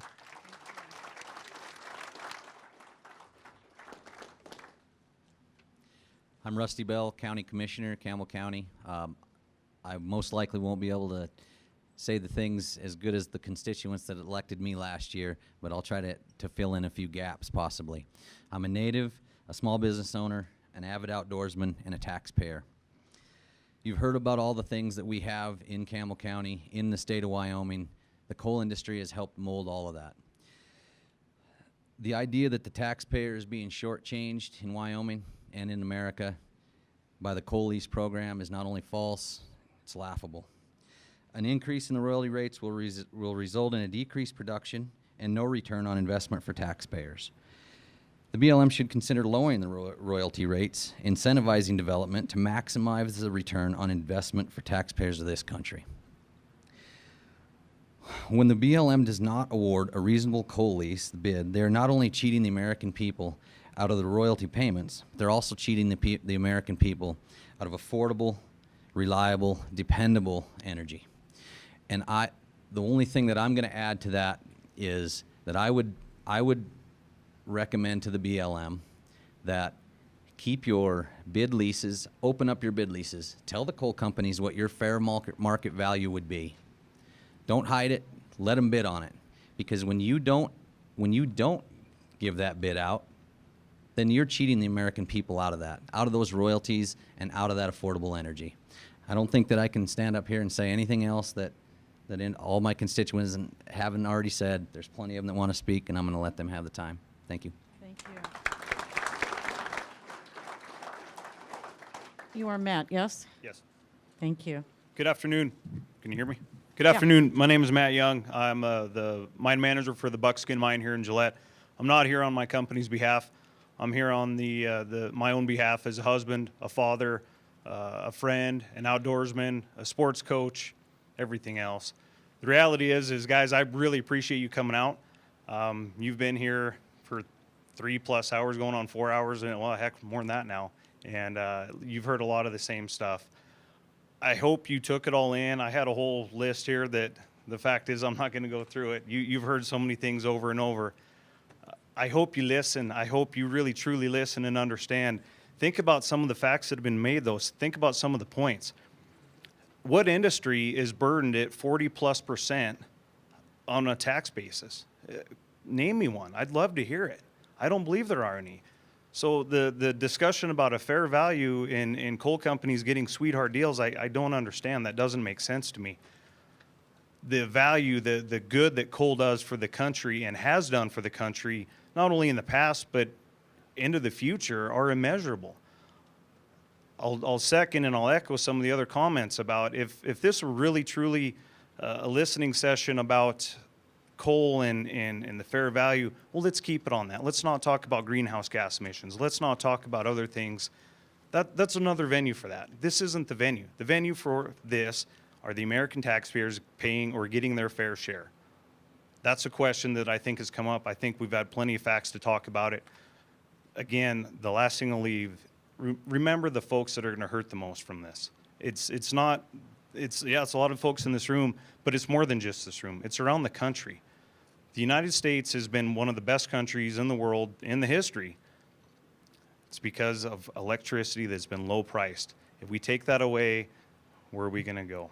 Again, I appreciate you guys coming out. I appreciate your time, and I'll leave a little time for the rest of these folks behind me. Thank you. Thank you. Lisa?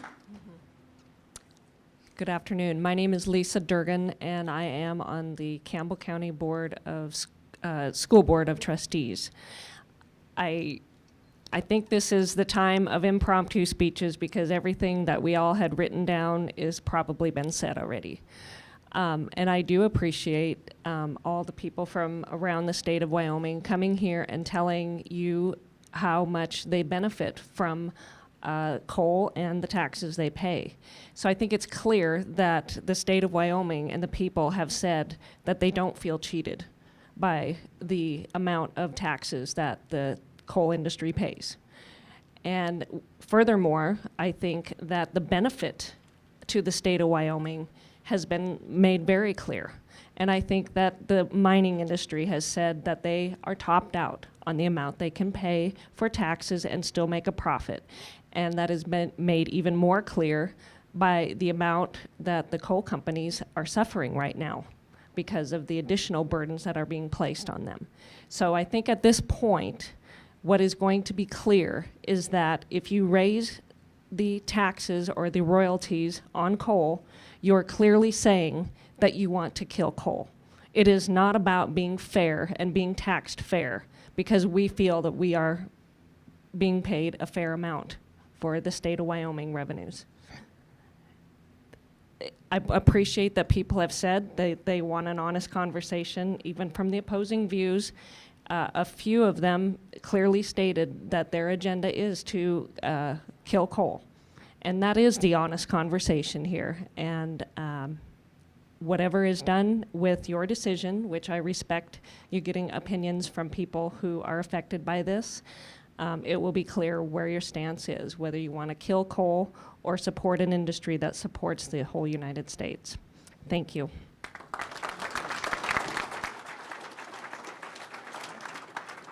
Mike? Yeah. Thank you. Good afternoon, and thank you guys for extended time period. My name is Mike Thomas, and I am the president of the Wyoming Mining Association. I first want to say thank you guys for hosting these listening sessions in the areas that would be the most impacted by looking at raising the royalty rate on coal. By having the listening sessions here in Gillette, this is a great benefit to the miners, to the landowners, to local governments, and members of the public in these areas to be able to voice their concerns and comments on this issue without the considerable expense and effort it takes to get back to DC or to the major metropolitan areas. As we heard a lot, what is the benefit to the taxpayer? And we've heard this over and over again, but I think it's important to hear it over and over again. You know, it's well known Wyoming leads the nation in coal production.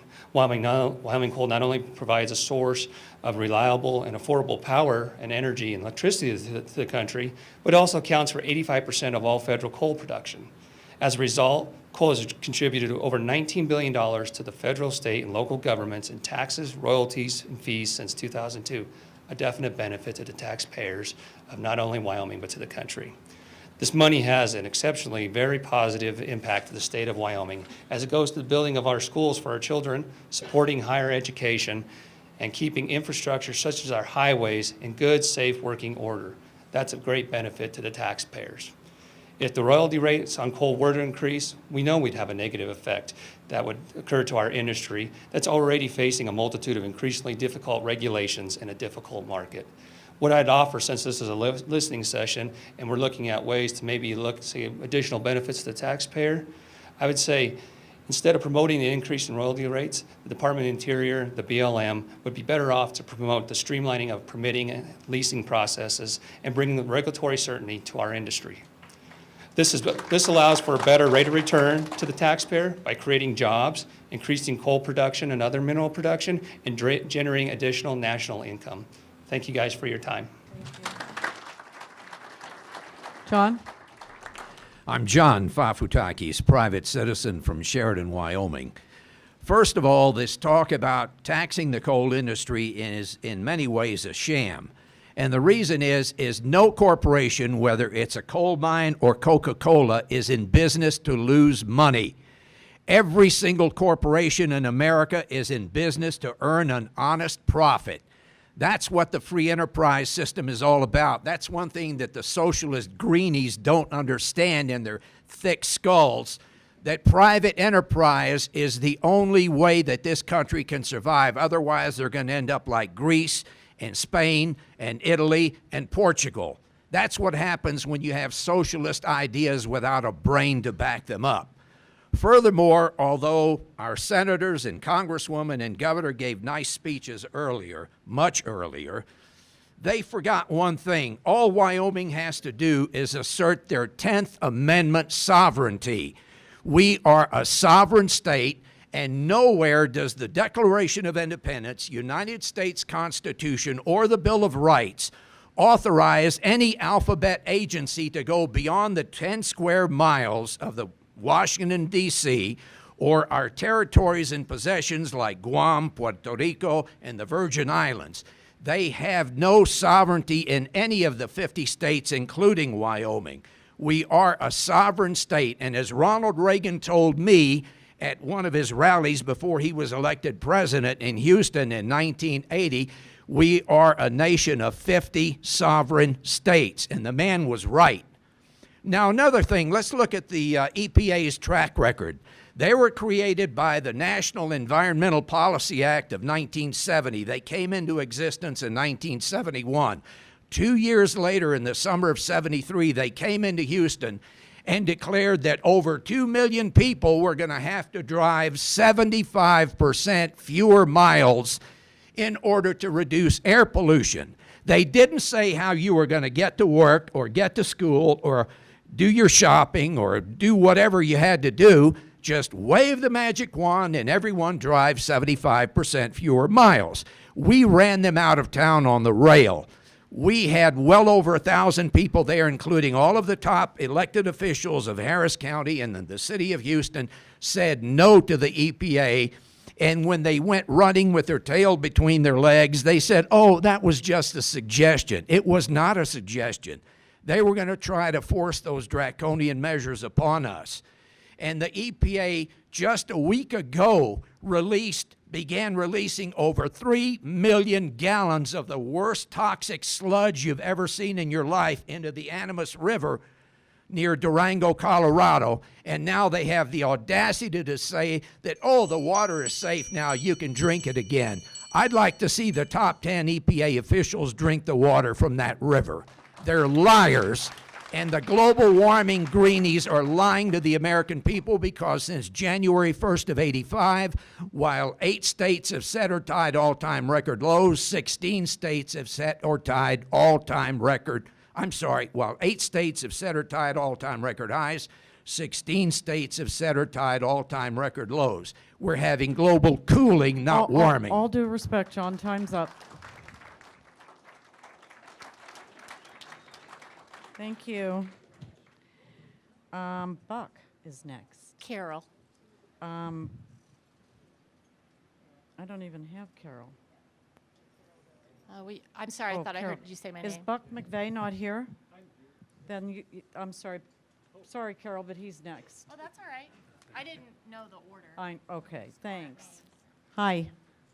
Good afternoon, and I just want to thank you all for this, providing me this opportunity and for coming all the way out to Wyoming. My name's Buck McVeigh, and I'm the Executive Director of the Wyoming Taxpayers Association. And my association, really, we represent all taxpayers in this state. And this is everything from large companies to family businesses to from mineral producers to ranchers, elected officials, all the way down to the private citizen.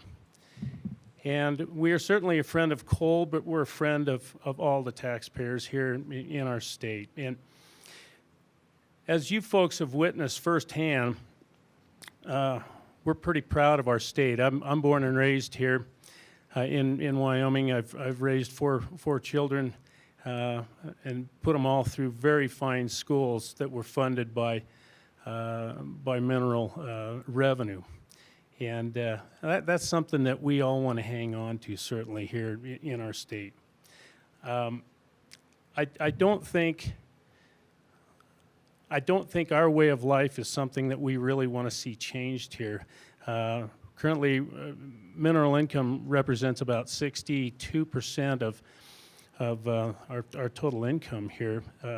And as a result of that, the National Tax Foundation gave us the score of we have the lowest household tax burden in this nation. And we're pretty darn proud of that. And we thank the extractive industries, which are in fact the most heavily taxed industry in our state. We thank them a tremendous amount. So I'm not going to stand up here and repeat a bunch of the information that you've already heard, but I would emphasize that good policy, be it tax policy or environmental policy, we urge you to base it on fact, not anecdotal information. I think the media has shown us that they tremendously sensationalize everything when it comes to the mention of coal. I got a kick out of there was a picture associated with a story several weeks ago, and it showed the stacks at a coal-fired generation plant putting out steam. Well, the way that they couched this photo and touched it up, it looked like it was putting out black smoke. I urge you all to take a tour of a coal-fired power plant and tell me how much pollution you really see coming out. So they're very clean, very efficient, and with that, I hope that you will stand in support of this industry and stop slapping it. Thank you. Thank you. Is your name Morgan? You're Travis. Okay, I just want to check and make sure that Morgan Carlson is not here. How about Amy Von Savoy? Amy not here either? Okay, Travis, you're up. Thank you. My name is Travis Detai. I am the Assistant Director of the Wyoming Mining Association. We represent 39 companies in the state of Wyoming mining coal, uranium, trona, bentonite, and rare earths. We also represent about 130 associate member companies that provide the supplies and services to our mining companies. And we also support about 150 individual members and 2 railroads. So I want to thank you all for making the time to be here, to come to Gillette, Wyoming, and taking the time to hear from the real people that will be impacted by your ultimate decision in this matter. You know, we think it's a solution in search of a problem. The BLM's coal leasing program has been a remarkable success by any reasonable measure. And the idea that the American taxpayer is getting shortchanged is simply wrong. And we hope that you've heard some of that today. We're the top coal-producing state in the nation, and the vast majority of this production is coming from federal land right here in the Powder River Basin. Our mines are large, they're efficient, and they're safe operations, and our reclamation and environmental stewardship is second to none. You know, you've heard a lot of this stuff already, but I will go to one thing. In the past 2 decades, bonus bids, among other things, coming from federal coal leasing, have totaled over $2.6 billion, and this revenue has been dedicated in the state of Wyoming to building schools, supporting community colleges, building highways, and keeping the tax burden low on Wyoming families. And every county in Wyoming, not just Campbell County, has benefited from these revenues. So the idea that we're somehow not getting a fair return, boy, that assertion that we're not, I mean, some of the arguments that we heard were specious to the point of dishonesty. We are getting a fair return from the coal leasing program. So it creates great value not only from those who directly benefit like we do in Wyoming, but it also provides value to those across America who rely on affordable electricity. The report last year from the Government Accounting Office called for more transparency and some process improvement while confirming that the federal coal leases for Wyoming are being managed in a responsible fashion. This state is doing it right, and so we encourage you to continue that. As the department pursues its review, we believe it is imperative to look at the areas where actual improvements can be made to make the program better. We support addressing the lengthy and costly time frames for acquiring and processing leases, determining fair market value, and of course we support increased transparency. So you are charged with ensuring that the resource is managed responsibly and we would hope that the agency would take steps to ensure that the political efforts to use the coal lease program to further burden the industry and curb coal use are avoided, and attempts to restrict access to the resource through oppressive royalty rates, for example, are in no one's interest. The BLM must look at improvements to manage the resource appropriately in a manner that does not put it off limits or make it non-economical to mine for political reasons. You know, we're not being shortchanged. So again, thank you for being here. The program's working, and you've heard it today, so thanks. Thank you. Okay, I need to do a little check here. Is Natalie Harris here? No? Michael? Okay, Carol. Carol, you're up. Well, thank you. My name is Carol Seeger. I'm a deputy county attorney here in Campbell County. I have lived in this community for a little over 20 years. I came here by way of Missouri, which incidentally is a large consumer and user of Wyoming coal. My sister lives in a small town called Washington outside of St. Louis, Missouri, along the Missouri River. And she sees Wyoming coal pass through her community daily and says she thinks of me fondly when she sees it. I wanted to speak, the letter of solicitation indicated that you were interested in the level of royalty rates and its effect on state and local, revenues. And I wanted to point out today, I know you have heard a lot of numbers thrown about, and I know you know that the contribution, the tax contribution is significant. In response this spring to the ONRR, I submitted comments on behalf of Campbell County that coal contributed over $1.22 billion in revenue to the state of Wyoming and local governments just in 2012 alone. What's significant about this, what came to my attention is that any increase in the royalty rate is going to directly mean lower revenue in the form of severance and ad valorem taxes to the state of Wyoming, which of course collects the severance tax.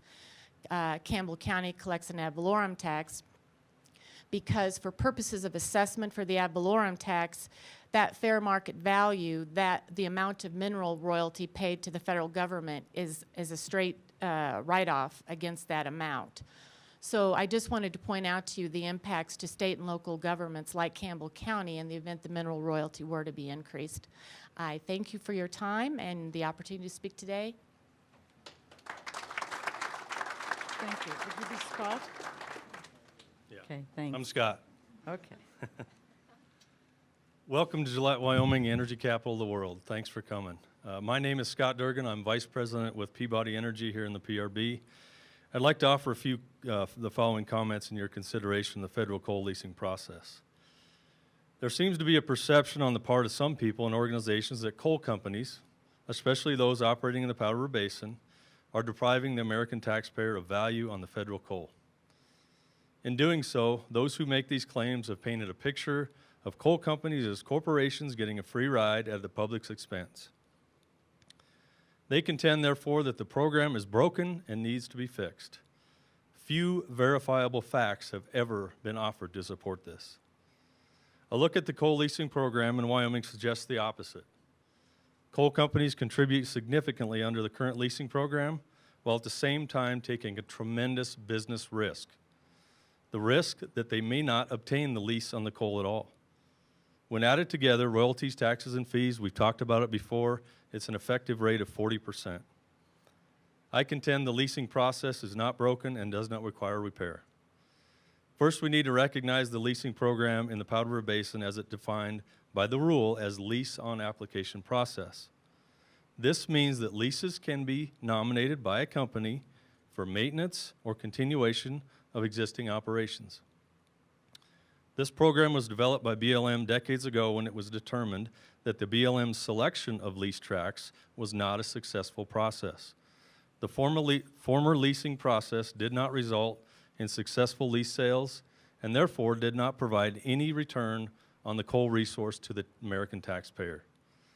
Simply acquiring a lease takes 5 to 6 years. Then you got to get permits, and at the end of the day, it rolls up to almost 10 years later. That's a significant risk that a company is taking 10 years out. Secondly, the investment associated with qualifying for and acquiring a lease is enormous. I will describe three major cost components for the coal companies. There's facility investments, development costs, and then also the bonus bids. Taken together, these three costs become a $1 billion ante to participate in the lease on application process. The majority of this ante occurs prior to mining a single ton of new coal. The significance of this is not only the risk associated with this investment, but the facts that this limits the number of entities who may have the capacity to participate in the process. And remember that production and sale of coal then triggers the payments of royalties, fees, and a variety of federal, state, and local taxes. The lease and application process is inherently risky, even without long-term investment. At any time in the process, the BLM can conclude on the basis of public comment or information collected. In conclusion, I guess what I was trying to say there's a lot of public comment in there, and some of the people that were testified earlier have utilized that comment and make the delays and make it harder and harder. In conclusion, please consider that there are few, if any, programs in the United States which the participant pays a higher price and takes more significant financial risk. Acquisition of federal coal lease. Scott, I'm sorry. Okay. Remember that a ton of coal never sold due to uncompetitive prices and companies unwilling to take a risk generates no tax revenue at all. Thank you.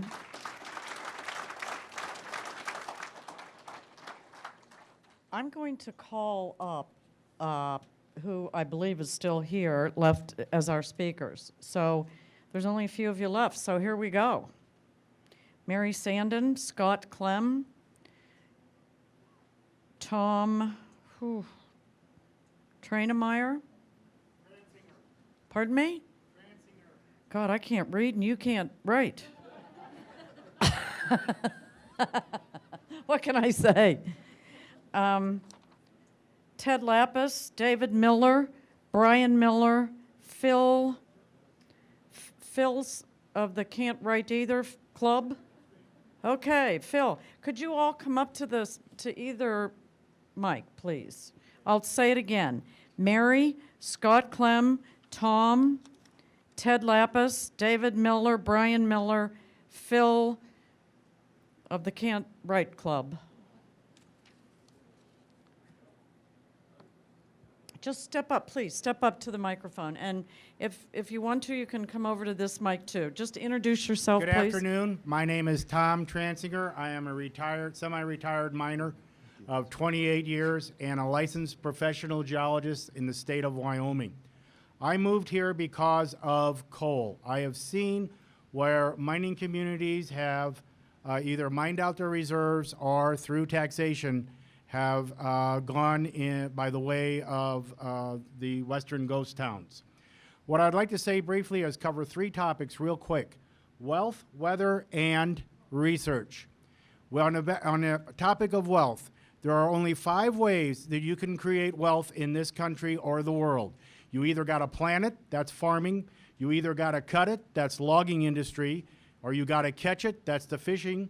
Or you drill it, that's oil. Or you got to dig it, mining. We here in the basin and in this country are blessed with a wonderful resources where we are able to generate and create wealth. If you increase the tax, you are thereby decreasing the wealth of this country. As we have talked about, 40% of our electrical generation in this country is from coal. I ask a rhetorical question: how do you replace it? Do you replace it with nuclear reactors? Nobody wants a reactor in their backyard. So enough said on that. But we got to protect our natural wealth. One of the ways is do not tax it be out of competition. Second thing is weather. We've heard things about weather, global warming. Newsflash class, 2.5 billion years ago, this planet was an ice planet. We were covered in ice. If I get my numbers right, 210 million years ago, this was a swamp. This is why we have coal. 70 feet of rotted vegetable matter creates 1 foot of coal. If we look at the Cretaceous, We're all misled that Jurassic Park was where the big dinosaurs were. Sorry, they were only about the size of greyhounds. Our global temperature on the Earth averaged 130 degrees Fahrenheit. We are in constant change. We are always in change. When I went to school at the Missouri School of Mines at Rolla many years ago, the word was, we're headed for a glacier. We've got to do something. Success, we did. We are now in a flux. And that flux is we're between two ice ages. We're going to get it. The last thing that I want to cover real quick, research. Let's invest more in CO2 sequestration.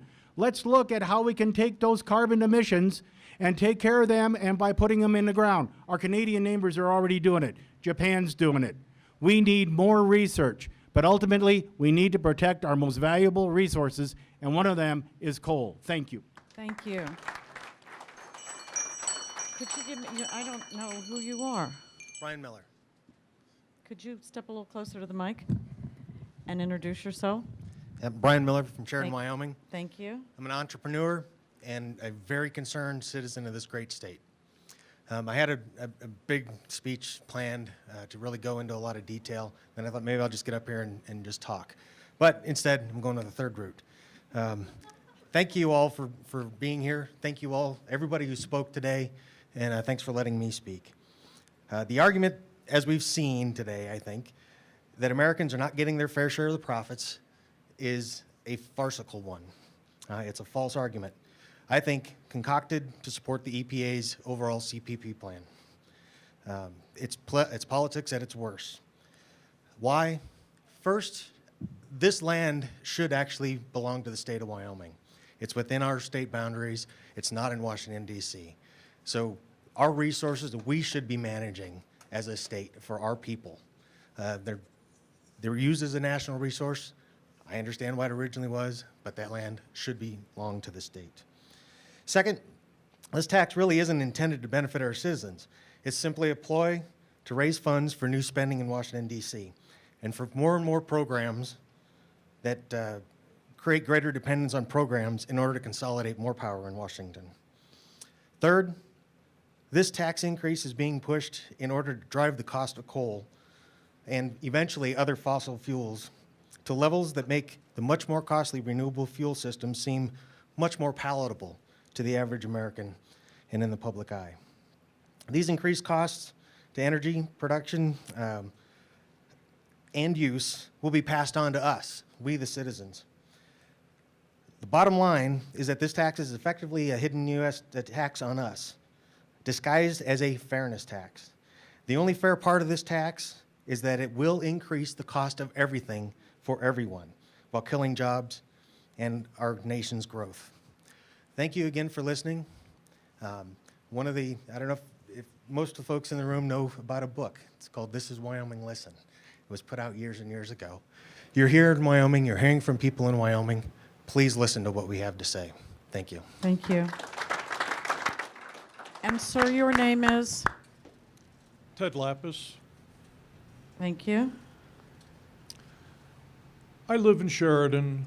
I have been a technical rep and talked with 150 mines or so around the United States and Canada. In the 1990s, the mines in the state of Wyoming tried to help themselves by developing a higher BTU per pound product. That coal beneficiation was essentially shut down by the railroad industry who, as a quip, I'll just put it this way. The railroad industry indicated that they didn't haul diamonds for the same rate they were going to haul coal, which essentially meant that they were going to take more of the profits than the coal mines were going to get from investing in coal beneficiation research. That was an unfortunate occurrence, and partly due to the fact that lots of people tried to find out who owned Burlington Northern at that time, but the laws in Nebraska were very opaque Warren Buffett has solved that issue by buying it, and Berkshire Hathaway is certainly more sensitive to public opinion than the anonymous investors in Burlington Northern at that time. The idea of providing a better product or a different product is one that needs to be explored. The Interior Department of the United States and the state of Wyoming both have an interest in promoting coal and coal products. I personally believe that the future of coal may not be as a product for burning. I believe that we need carbon dioxide to produce the oil that's underneath the water in this country.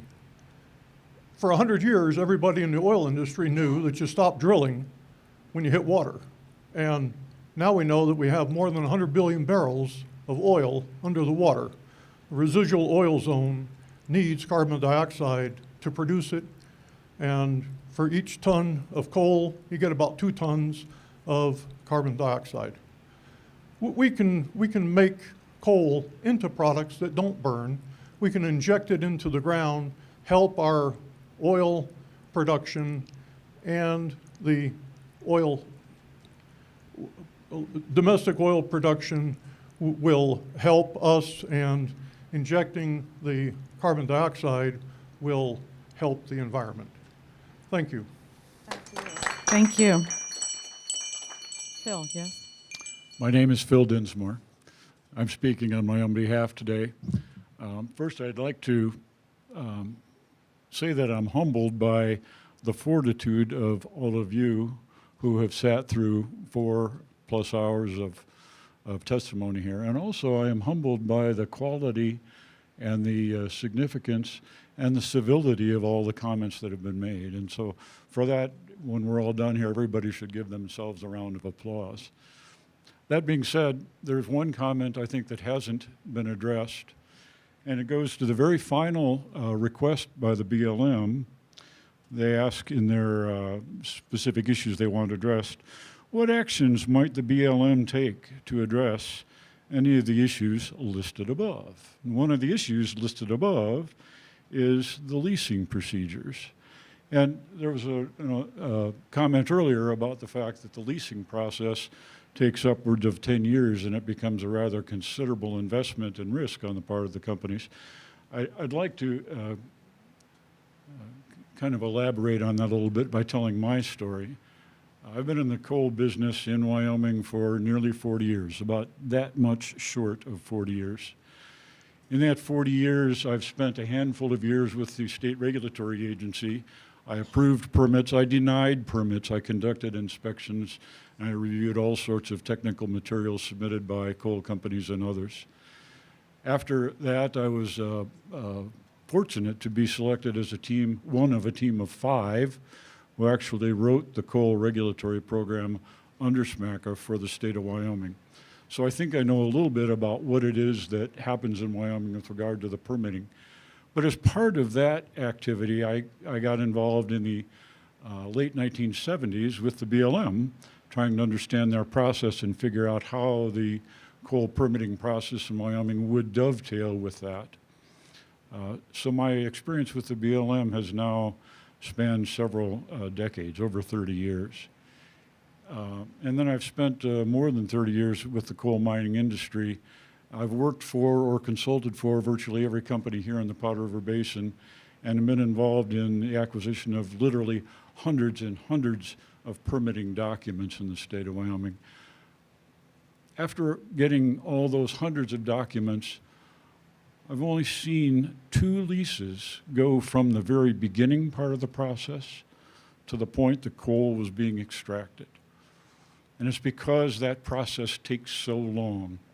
That process involves exploration up front, the leasing process, the permitting process with the state of Wyoming, and then a process with the OSM, which is also Department of Interior, which has now been expanded to be another year because of decisions made down in the Kalawao case. My point is this, the process is long, and it's very expensive.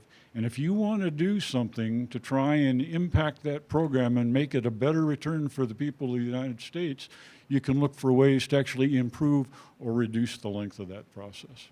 Thank you very much. Thank you. By the way, I seem to be the last speaker, and I have some extra Friends of Coal stickers if any of you would be interested. So. I think you're correct, Phil. I think that is the last speaker on my list. So I thank you for having a very respectful process and for staying to the very end. Everyone, sorry. I will not keep you long because I know everyone's tired. I just wanted to echo something that the last speaker said. I think this crowd is a great example of how people can have a difference of opinion and still be civil to one another. And I want to thank you for that, because I think that is really something that that Wyoming, this is really, to me, what Wyoming is all about, the ability to be civil, and I want to thank you for that. Please remember that we're still taking comments. We've got a box back there. You can either give them to us in writing, or you can get on the website, blm.gov, and just go from there. And if you're interested in viewing recording of this session or any of the previous ones, they are going to be available at blm.gov/live. Again, thank you all for attending, and have a great evening.